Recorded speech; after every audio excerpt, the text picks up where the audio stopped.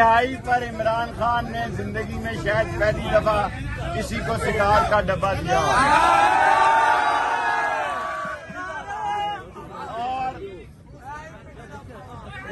और उन्होंने कहा है कि मैं शाम 9-10 बजे भी आऊं और कल भी आऊं।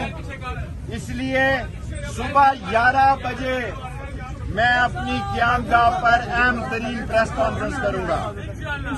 सुबह 11 बजे बाकी जालिम डाकू चोर लुटेरे सुन लें कि जो 90 दिन से इलेक्शन को आगे लेके जाएगा वो गद्दार होगा। उस पर आर्टिकल 6 लगेगी।